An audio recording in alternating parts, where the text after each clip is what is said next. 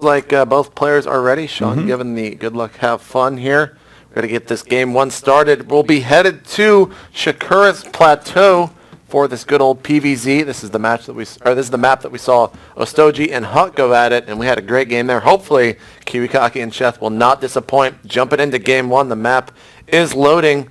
We're going to see where these players are going to be spawning in just a couple of seconds. And here it is. It's time for the third match from the upper bracket for today. It is Rain Kiwikaki in the top left versus Liquid Sheth in the top right. Sheth, one of the newest additions to Team Liquid, definitely fits in with the attitude there. Liquid Sheth and Liquid Huck teammates been cheering each other on, giving each other a lot of tips and tricks before this match has begun. As we've seen, Shakura's Plateau, one of the most commonly selected maps for the players in this tournament. And honestly, I think it has a lot to do with the fact that Protoss is happy always getting that early expansion up. And Zergs know that Protoss should actually take this expansion early, so it makes the Protoss play quite predictable early on. Now, you talked about how Kiwikaki has these builds that are so precise. I remember way back when at a match between Kiwikaki and Idra on the one of the other desert maps that I'm actually forgetting, Blistering Sands is what it was.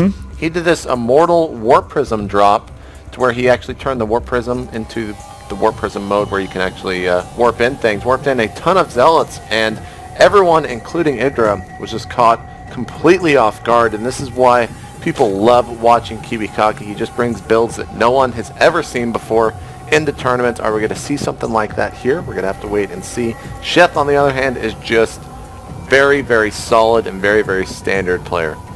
Yeah, Sheth, though, has a couple of cool tricks up his sleeve as well. Has been doing slight variations on that very standard play, and is known for being a little bit more aggressive than your average bear. To note, though, he's not over-aggressive. Rarely do we ever see Sheth stepping foot forward, losing a ton of units early on, but we do see him occasionally building 20 Zerglings early when most players would be building only drones. He can catch a lot of Protosses off guard, and even when they're not caught off guard, he still has solid follow-ups. And look at this. Sheth just immediately going to go expand to here as his first base. Wow, that is actually pretty remarkable. The hatchery does go down. Is Kiwikaki going to send his probe? And it looks like he actually is. He's going to spot this third. The forge is going down for Kiwikaki.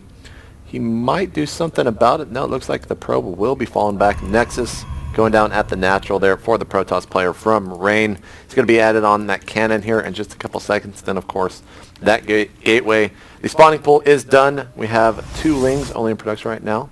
3 drones, 1 queen. Very drone heavy here. Typically you'll see Zerg players get out 4, sometimes 6. Sheth is just going to use 2 and use the remaining larvae for those drones.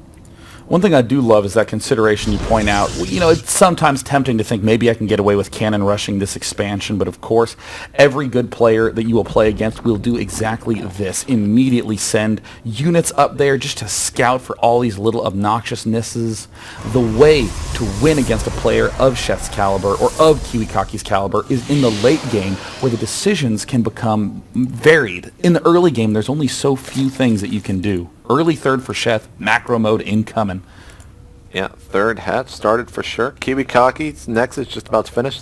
Liquid Sheth's second hatchery already popped. We see a bunch of drones transferring over there from Sheth down to that would-be third base, but it was Sheth's second.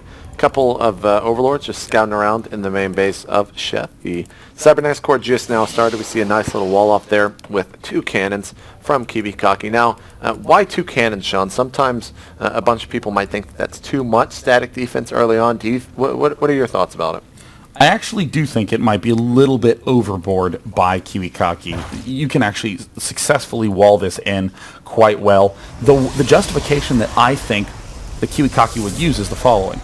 I'm going to be making nothing but probes for a very long time. I'm not going to be going for a big amount of gateway units.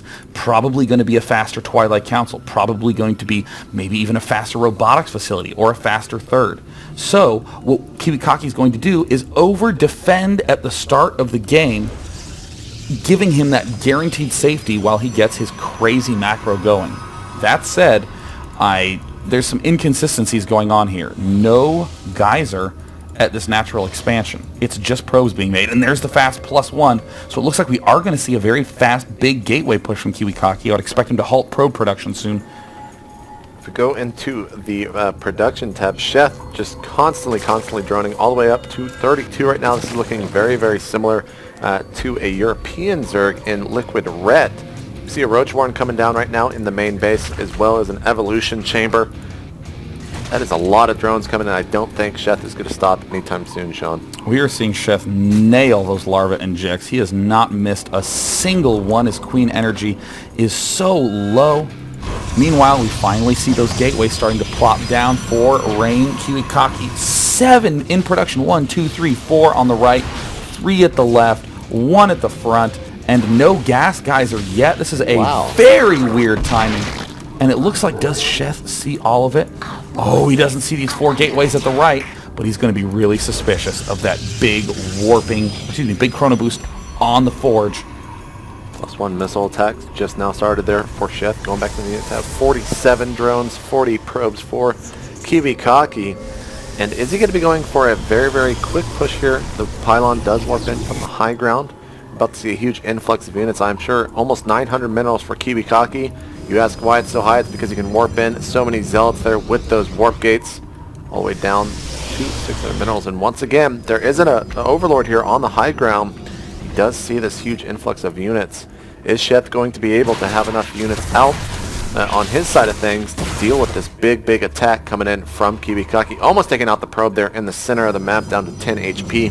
Oh, and a pylon managed to sneak its way up to the front. Kiwikaki is going to suddenly have way more units than your average Zerg would ever be expecting. There are no sentries in this force. It is all muscle. All zealots and stalkers. So uncommon to see. This is actually one of the first times I've ever seen a push like this, but the question is Sheth's macro too good? There are so many roaches on the field. Look at that brilliant control by Sheth, drawing those zealots forward, pulling the Zerglings back so that way they can engage directly with those stalkers. But at the same time, Sheth is not missing a single larva inject. Still, the roach is doing massive damage, but my god, 7 gateways worth of units warping in constantly.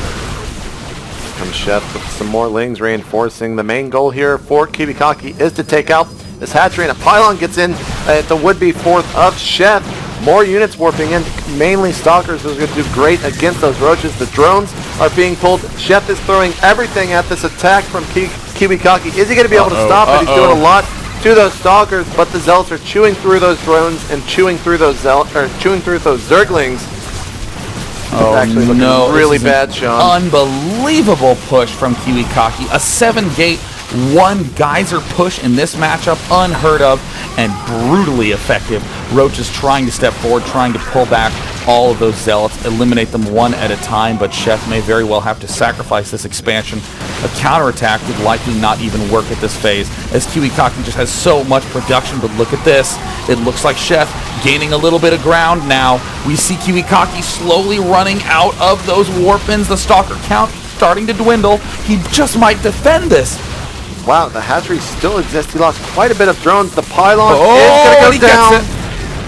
But there is still another pylon. Then we see a couple more zealots warping in. And one of the things is this is almost similar to a 4-gate from Protoss players, where it's really easy to get a huge influx of units very quickly, but it's very hard to sustain those units. Oh, definitely. And now we see Sheth coming in with a bunch of lings. He's going to pull those back, let the roaches tank those zealots, doing a ton of damage there with the roaches onto the zealots. More and more units warping in. Is Sheth really going to do this? The stalkers now in a corner, the roaches marching up.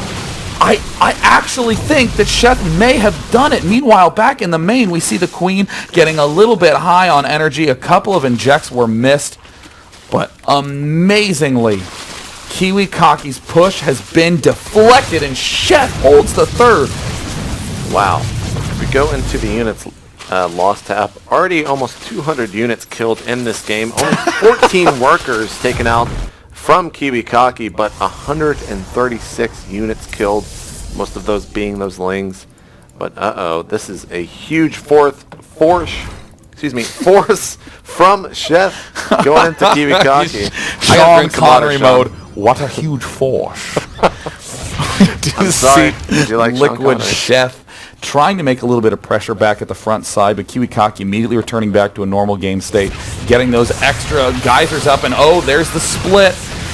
With the additional sentries popping in, we see Kiwikaki desperate to get a couple more sentries in there, and Sheth is actually just going to go for it here. I don't know if he will be able to break through. Another force field gets thrown down. He's going to have to work with knocking down these buildings, and I think that Kiwikaki is quite comfortable in this situation, even though this is a lot of units from Liquid Sheth. He did take down both cannons, but more and more units are being warped in. He does have enough for no force fields right now, but looks like